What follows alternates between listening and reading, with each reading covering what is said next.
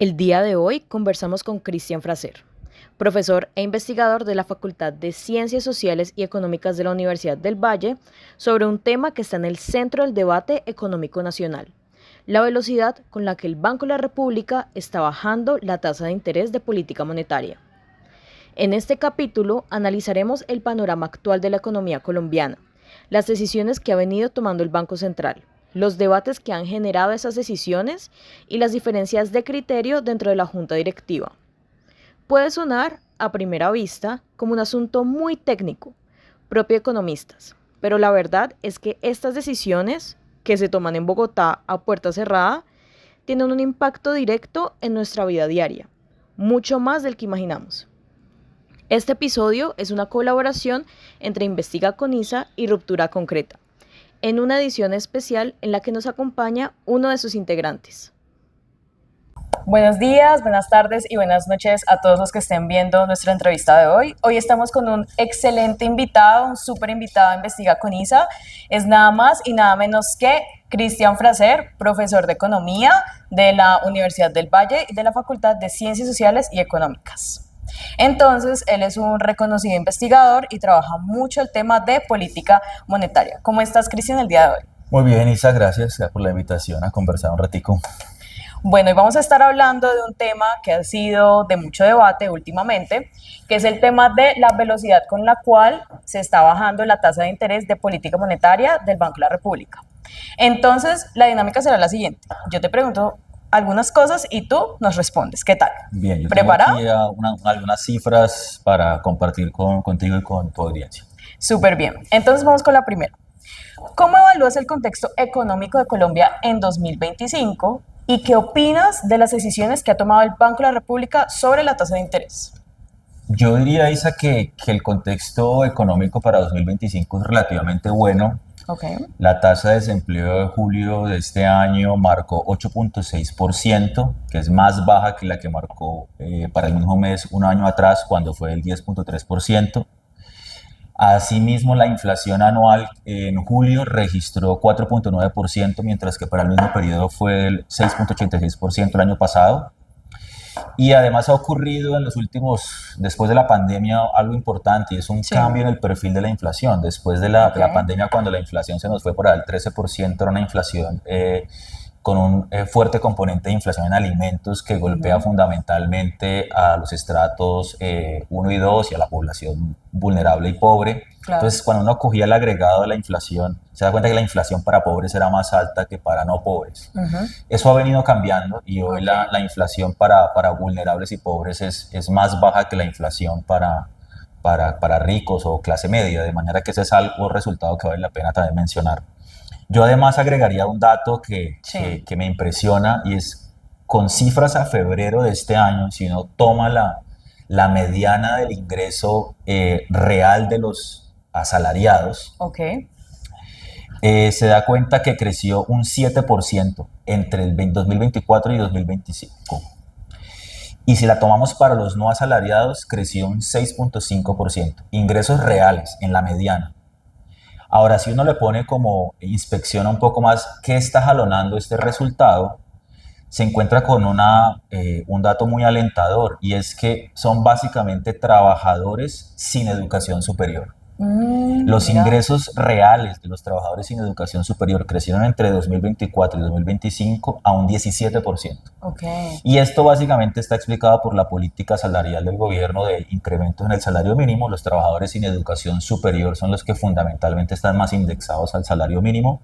Claro. Y por supuesto hay un correlato de estas cifras en los resultados de pobreza. Vimos recientemente que el registro de pobreza monetaria bajó a 31.8%, que es el resultado más bajo desde 2012, cuando hay cifras comparables.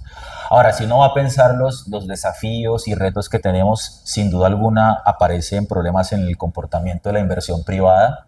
Claro. En particular, todavía, podemos verlo un poquito más adelante en detalle, pero la inversión privada todavía está registrando tasas negativas.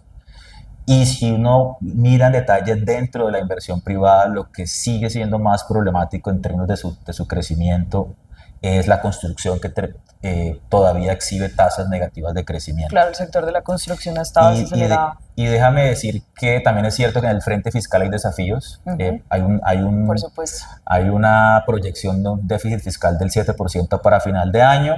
Dicho eso, también es cierto que la tasa de cambio se ha mantenido por debajo de los 4.200 y que la prima de riesgo del país, al menos medida por los Credit Default Swaps, los CDS, ha vuelto a bajar y está relativamente estable recientemente. Entonces, eso es algo que hay que prestarle atención, pero hay al menos unos signos positivos que vienen de estos indicadores que acabo de mencionar. Claro, es súper bueno porque vemos como en este lapso de tiempo ha mejorado la situación económica de las personas más vulnerables del país. De acuerdo, yo creo que esa es ese dato que mostré de la variación en los ingresos realmente, la evolución de la mediana del ingreso real es bastante diciente de una recuperación tanto en empleo como en ingresos. Y a su vez ha venido dándose con una caída paulatina en la inflación, lo cual podemos, y esto para ir como entrando en unas arenas más controversiales si se quiere, sí, nos pone de presente algo que hemos conversado tú y yo en otras ocasiones, y es, hay una idea que extendida en muchos macroeconomistas, según la cual el campo de batalla para, digamos, destruir la inflación es el mercado de trabajo. Sí. Y aquí lo que hemos visto, por lo menos en el último año y medio, es que es posible lograr reducciones significativas en la inflación. Es posible domar esa bestia terrible que es la inflación sin producir un daño en el mercado de trabajo, logrando, por una parte, reducciones en la tasa de desempleo, como mostré, y por otra parte, incrementos en el ingreso laboral de las personas. Y yo creo que hasta el momento eso ha salido bien. No quiere decir que no haya desafíos hacia el futuro y que lo que falta para completar la tarea no sea fácil de completar. Hay que seguir persistiendo, pero hasta el momento creo que hay razones para pensar que se han hecho cosas bien. Hay como un debate ahora mismo en la escena económica con respecto al Banco de la República y sus decisiones, porque hay analistas que dicen que mantener la tasa de interés tan alta puede generar efectos negativos en el mercado laboral y también en el crecimiento económico. ¿Tú qué opinas sobre estas opiniones y cómo analizarías este tema?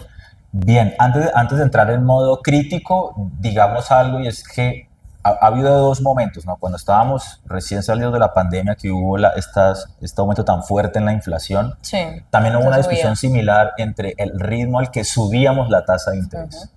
Y digamos que ahí yo estuve más o menos, en general estuve de acuerdo con un sector importante de la Junta que optó en general por una subida más gradual de la tasa de interés. Sí. En la medida en que se creía que buena parte de estos choques inflacionarios provenían por el lado de la oferta y no de la demanda. Yo creo que ahí, digamos, sectores de la Junta Directiva del Banco de la República, con los que hoy puedo tener diferencias, al menos en esa parte de la discusión, yo creía que ellos tenían razón. Entiendo. Dicho eso, entonces ahora entremos como a lo más reciente, y es, bueno, la inflación empieza a ceder, el banco empieza a bajar su tasa, y está esta discusión de si lo está haciendo al ritmo adecuado o no. Entonces yo creo que volvamos como a los fundamentos, digamos. ¿Cuál es el mandato del banco? Y entonces hay una visión que es importante tener en cuenta, y es que si uno va a las bases de nuestro mandato, no es cierto que el mandato de nuestro banco sea controlar la inflación así a secas. A como de lugar. A como de lugar, sin restricciones, tiremos la economía por un abismo, no importa. No, ese no es el mandato. Para eso no le estamos pagando, básicamente. El trabajo es más difícil, porque el trabajo, lo que dice la Constitución es: usted debe luchar contra la inflación en un contexto de coordinación con el resto de la política económica y sus objetivos. Esos objetivos de la política económica, incluyendo en la Constitución, se dice, incluyen el objetivo del pleno empleo. Entonces no puedes perder de vista, en esa lucha contra la inflación, no puedes perder de vista lo que está pasando en el mercado de trabajo y lo que está pasando en términos de empleo. Y esto va a ser importante porque desafortunadamente Colombia históricamente se acostumbró, o sea, en las últimas 2 décadas, un poco más, a tener en sus ciudades tasas de desempleo de 2 dígitos y en algunas ciudades incluso superiores al 20%. Y entonces, nuevamente aparece este mandato, visto como lo he mencionado, que nos dice, venga, la lucha contra la inflación no es a cualquier precio. Claro.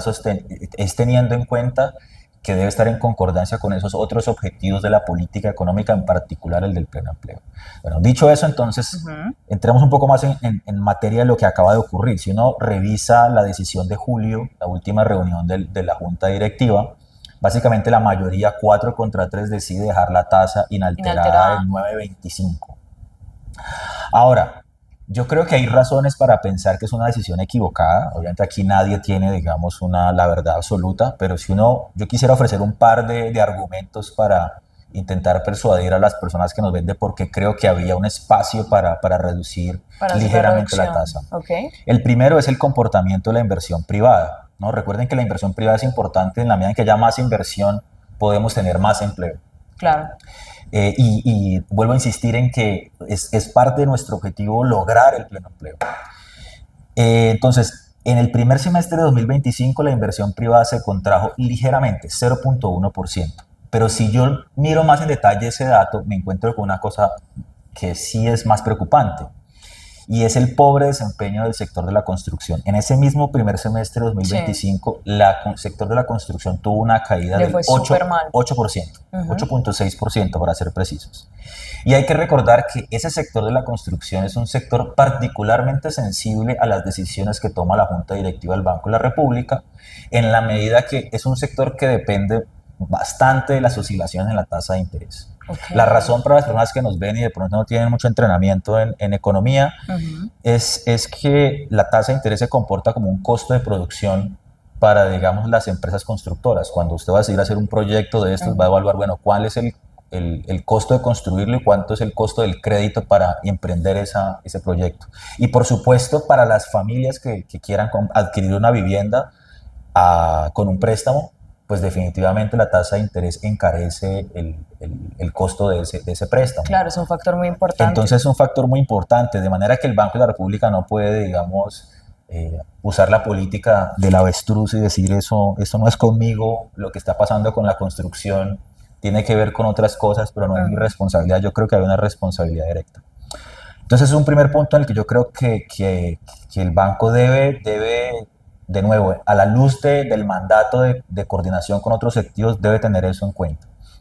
Y otra cosa que quiero insistir es, si bien es cierto, como mencioné al principio de la conversación, esta reducción en la tasa de desempleo, hay algo que ya se vuelve inquietante, aunque, insisto, hemos logrado bajar la tasa de desempleo. Sí, había una reducción. Con respecto al último año. Si uno coge lo que ocurre, como dicen los economistas, en el margen, cojamos lo que está pasando más recientemente, en el último trimestre. Entonces coge el trimestre móvil a mayo. Lo que te va a dar es que básicamente la creación de nuevas ocupaciones en la economía colombiana está prácticamente estancada. Entonces el trimestre móvil de mayo nos dice que la ocupación a nivel nacional creció apenas al 0.2%. Es una ralentización de la creación de nueva ocupación, 0.2%. Pero si uno coge ya no la ocupación en total, que tiene asalariados, cuentapropias, etcétera, sino se concentra nomás en la ocupación de asalariados, te da que en ese trimestre que va móvil hasta mayo, ya decreció. Ligeramente, pero decreció. Es decir, que ya no estás creando, no estás destruyendo ocupaciones. Entonces, eso es una señal de alerta. Si un banquero central está en su mente diciendo, mi mandato por el que me tienen aquí es luchar contra esa bestia de la inflación, pero con un ojo en lo que está pasando en el mercado de trabajo, yo creo que es una invitación a reflexionar sobre qué podría hacer el banco para intentar enfrentar este deterioro que se está empezando a entrever en los datos en el mercado de trabajo colombiano. Ahora, déjame decir algo a propósito de la cautela. No sé si has escuchado. Sí, siempre uno mira en las noticias económicas que si mantuvieron la tasa inalterada, hay alguien que siempre dice, no, es que es importante mantener la cautela, no sabemos lo que va a pasar. Sí, entonces, yo me puse como a hacer memoria. Sí. Y yo creo que la primera vez que le escuché este cuento de la cautela fue por hace unos 14, 15 meses, de manera sistemática, repitiendo que la virtud que los inspira es la cautela. Ujú. ¿Por qué la tasa no baja más rápidamente? Porque hay que ser cautelosos. Entonces a mí me parece que de tanto repetir esa palabra, la mayoría de la junta directiva, incluyendo al gerente general, han perdido la capacidad de pensar el significado de esa palabra en contexto y sus Ok. implicaciones. Entonces uno se podría pensar, ¿qué implicaría actuar con cautela ante una situación en la que, si bien la inflación anual ha cedido, que ha Ajá. caído, el crecimiento de la ocupación, como acabamos de conversar, se ha ralentizado en general en el Ujú. último trimestre y para el caso de la ocupación de asalariados ya decreció? Se está destruyendo, ¿Qué sí. nos diría la cautela que deberíamos hacer en esas circunstancias cuando familias potencialmente podrían ver frustradas sus deseos de conseguir empleo o incluso perder el que tienen? Claro. La cautela no invitaría a cuidar y proteger esas familias y proteger a la economía colombiana de los enormes problemas sociales que se derivan de la vulnerabilidad económica y del desempleo. Aquí nos hemos vuelto muy tolerantes con el desempleo, pero el desempleo hay que verlo como una tragedia social Sí, que arruina vidas, totalmente. carreras, sueños, aspiraciones, y si uno quiere ser cauteloso con el tejido social, con el bienestar de la sociedad colombiana, con cuidar esos proyectos Mm. familiares, personales, de jóvenes que quieren construir un proyecto de vida, si uno quiere ser cauteloso con eso, Sí, pues, pues tiene que tomar decisiones audaces para hacerlo.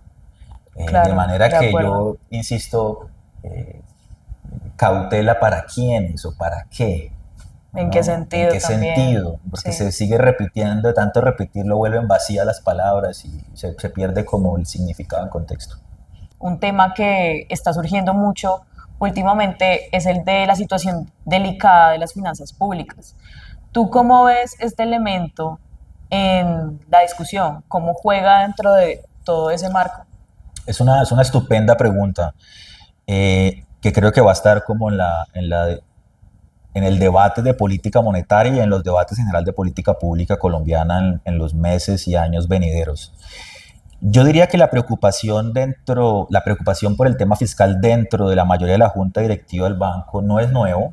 Ok, Desde el año pasado uno encuentra en las minutas y en intervenciones públicas de algunos de los codirectores esa preocupación. ujú, De hecho, en un episodio absolutamente atípico de intromisión de la autoridad monetaria en el terreno fiscal, el excodirector Jaime Jaramillo manifestó públicamente, cuando todavía era miembro de la junta directiva, ok, en noviembre del año pasado, eso no se hace mucho rato, abro sí, comillas: si quieren que bajemos la tasa de interés, bajen por favor el déficit fiscal. No, duro, no sabemos si una frase como esta finalmente le costó la salida de la Junta, ¿no?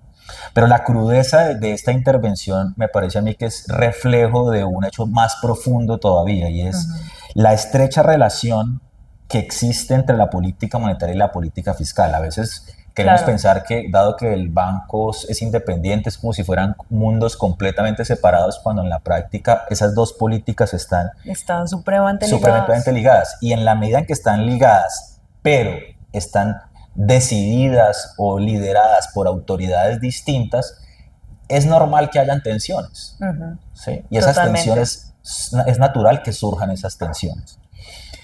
Ahora, dentro de ese contexto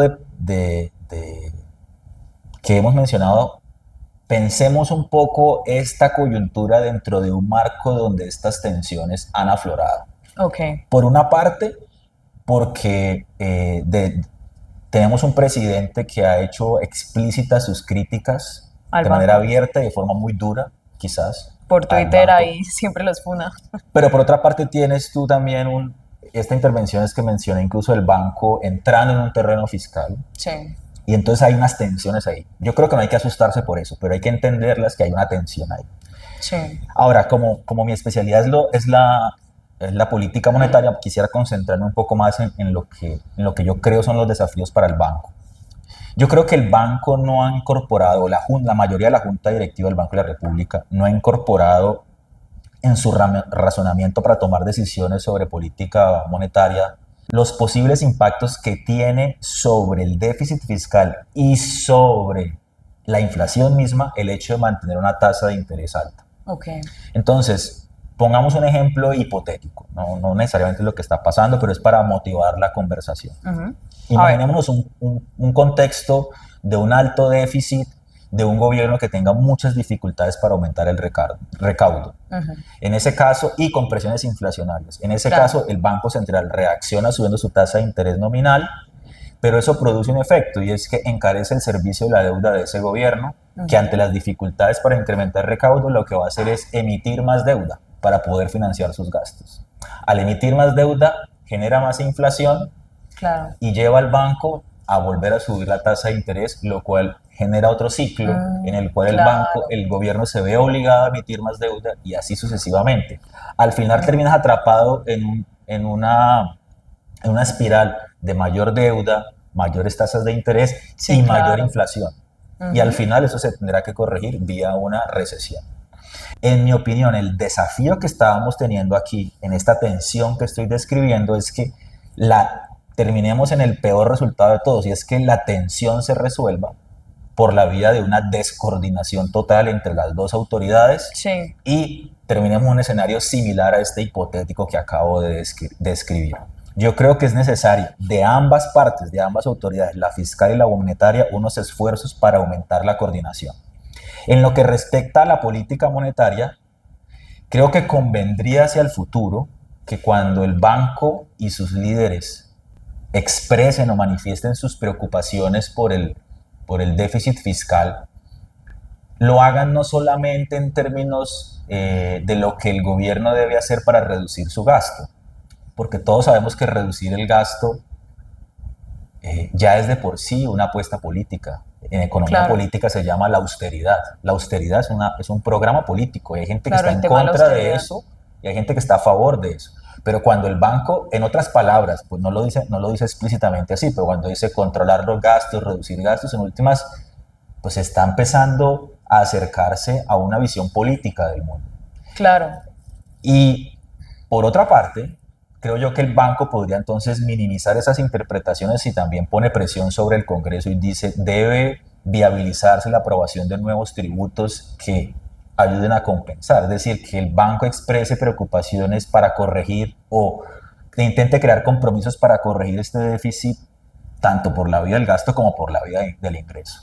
Yo creo que esto ayudaría a crear una actitud más favorable, más receptiva y que invites a la coordinación entre estas dos autoridades. Por supuesto, del lado fiscal deberá también haber una actitud positiva y abierta hacia lograr esta coordinación, de manera que ese escenario hipotético terrible de descoordinación completa no se termine. Pero déjame terminar con una cosa, no me alargo más, te lo prometo. Con estas presiones que conversábamos ahora, con estas críticas públicas que ha recibido la Junta de parte del presidente Petro, creo que la mayoría de la Junta, por no parecer que están capitulando a los deseos del presidente, parecen estar tomando la decisión contraria a lo que el presidente dice. Ahora, ¿cuál es el resultado de eso? Por una parte, ello fortalece la reputación institucional del banco como una institución independiente. Pero me parece que eso se está haciendo a expensas de, digamos, socavar la idea de que el banco es una institución que toma decisiones casi exclusivamente basadas en criterios técnicos y no políticos, por algunas de las razones que he mencionado acá. Entonces creo que el banco va a tener hacia el futuro esa contradicción ahí. Por defender su independencia puede terminar, tal vez sin darse cuenta, haciendo más difícil de creer que las decisiones que está tomando son mayoritariamente o fundamentalmente o casi exclusivamente técnicas y no políticas, por ejemplo, en temas como este del déficit fiscal, como lo acabamos de discutir. Hablando ya de las decisiones del Banco de la República, yo creo que es importante decir que la Junta está compuesta por varias personas. Entonces está el ministro de Hacienda, el gerente general y 5 codirectores de dedicación exclusiva. Entonces todos ellos votan en las diferentes juntas directivas y bajarle, subirle o mantener igual la tasa de interés. Entonces, en este sentido, el banco, después de estas juntas, publica un documento que se llama Minutas del Banco de la República. Entonces ahí uno puede leer a grandes rasgos qué fue lo que pasó y los diferentes argumentos que cada persona de la junta manifiesta. Entonces, ya leyendo como las últimas minutas, uno se da cuenta que hay grupos diferentes dentro de la junta. Entonces, hay unos que votan por mantener la tasa inalterada y hay otros que votan por bajarla. Entonces uno ve que es una decisión en la cual hay tensiones, como tú nos contabas. Entonces, ¿tú cuál crees que es el corazón de este debate? ¿Tú crees que solo es una decisión técnica o es algo que va más allá? Claramente va más allá, pero pongámoslo en contexto.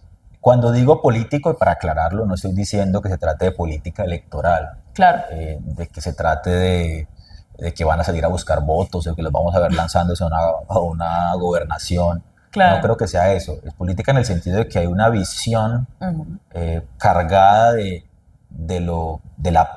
la forma en la que debe funcionar la sociedad. Y hay unas visiones ya políticas sobre la justicia distributiva, sobre la eficiencia, Sobre el empleo. sobre el empleo, ¿no? Y hay una serie de valores en las que no hay unos acuerdos universales, sino reflejan ya perspectivas que no se pueden resolver con técnica pura, sino tienes que apelar necesariamente a valores morales, a valores políticos, a otra serie de criterios externos a la técnica propiamente dicha. A eso me refiero. Claro. Entonces, en ese contexto, tú lo has planteado muy bien. Digámoslo así, históricamente la Junta es una Junta con poca diversidad. La aparición de mujeres es un fenómeno relativamente reciente.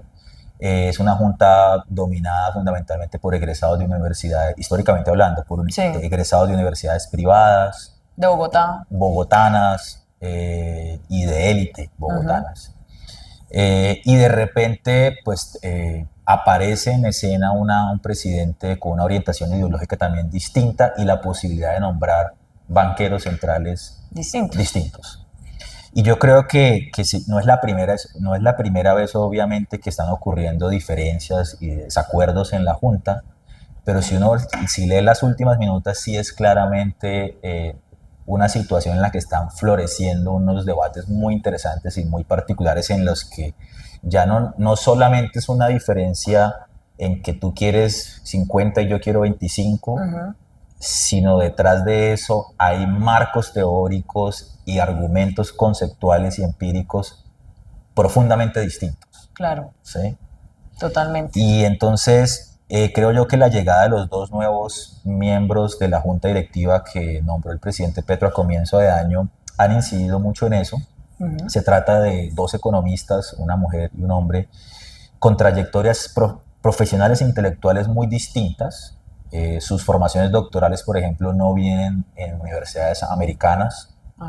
Y eso tiene un impacto porque quiere decir que su entrenamiento no está en la macro más tradicional, que caracteriza, por ejemplo, al staff más técnico del banco.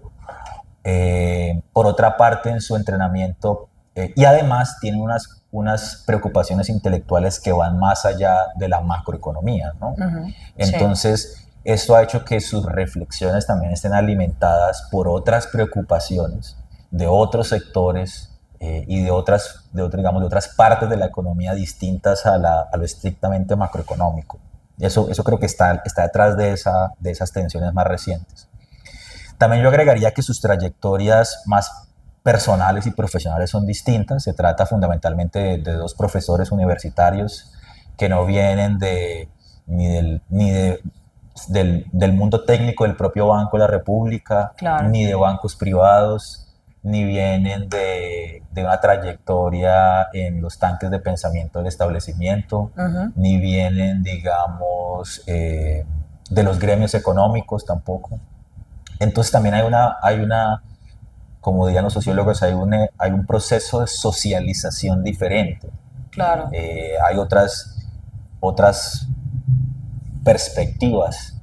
Y entonces volvemos a entrar iniciamos esta última parte de la conversación. Finalmente, no hay técnica pura si se quiere, porque todos estamos cargados de valores, estamos cargados de, de miradas subjetivas al mundo. Entonces, si tú lo revisas, estos 7 directores del Banco de la República, pues están sometidos a la misma evidencia empírica. No es que a uno le entregan una cosa y a otro le entregan otra y por eso... Sí, como no, que haya información diferenciada. diferenciada y que por eso, no, a los 7 le entregan el mismo PDF con las mismas gráficas, los mismos, pero cada uno por estas diferencias en sus trayectorias personales, individuales, educativas, hasta familiares, no sé, el hecho de que tú hayas podido de pronto en tu familia experimentar la situación del desempleo o de la inflación, quizá te hace más sensible a esos problemas. Es como si tuvieras lentes distintos y entonces estamos viendo la misma información, pero nos parece que es más relevante una parte que la otra, o porque tenemos valores distintos y entonces creemos que hay que darle mayor peso a una variable que a la otra, o de pronto creemos que no hay que ser pesimistas, sino hay que ser optimistas, entonces hay que mirarlo por este lado y no por este otro lado. Sí, hay que tener cautela o no. Sí, o la cautela para quién, dónde poner la cautela. De manera que eso nos recuerda que la política monetaria está lejos de ser una ciencia exacta y que está llena de nuestra subjetividad, de nuestros valores, y de ahí la importancia de la diversidad, de que una junta se parezca más al conjunto de valores y de creencias que tiene un país tan complejo como Colombia, y que no solamente refleje un conjunto de valores y de creencias de un pedacito de la sociedad colombiana. Una parte súper chiquita. De acuerdo. Entonces yo creo que por ahí es la cosa. Ahora, yo creo que esa diversidad nos ayuda entre más ideas estén circulando, es más fácil que detectemos errores y encontrar pues, posibilidades de corregirlos. Hemos hablado de bastantes cosas. De pronto a veces nos pasamos un poquito con palabras un poco técnicas, muy economistas. Entonces, para nuestra audiencia que no está entrenada en economía, ¿tú cómo explicarías en palabras amables por qué este debate les afecta y por qué les debería importar? Lo más difícil de tu pregunta es cómo explicarlo en palabras sencillas. Porque pues nosotros tenemos el hábito horrible de hacerlo todo más difícil, así que voy a intentarlo. Nuestra jerga económica. Sí, yo le diría que en primera instancia hay una mirada individual, y encarece, estas decisiones están determinando si el costo del crédito, si se encarece o no, por una parte. Entonces, si tú tienes alguna relación con el crédito, ahí te importa prestar atención a esta discusión. Por otra parte, la inflación. Claro. Le pega a las personas, ¿no? Y entonces le pega de formas distintas. Si tu salario está indexado a la inflación, pues de pronto estás más tranquilo porque dices, bueno, si la inflación crece, mi salario va a crecer y estoy protegido. Si no crece, si tus ingresos no crecen con la inflación, estás más vulnerable. Claro. De pronto, si es otra persona que tienes unas inversiones en el sector financiero, entonces estás un poco contento que haya inflación y que la tasa de interés suba, porque entonces tienes un CDT y ahora te van a pagar al 10, al 12, al 15. Claro, más rentabilidad. Si eres un empleado vulnerable, entonces de pronto estás asustado porque si suben la tasa de interés va a haber menos dinamismo en la economía y puedes perder tu empleo. Los efectos que tienen estas decisiones dependen mucho de la posición que uno ocupe en la sociedad. Y nuevamente entramos a algo más complicado, y es que estos eventos que parecen muy técnicos al fondo son políticos, porque no a todo mundo lo beneficia por igual ni lo afecta por igual.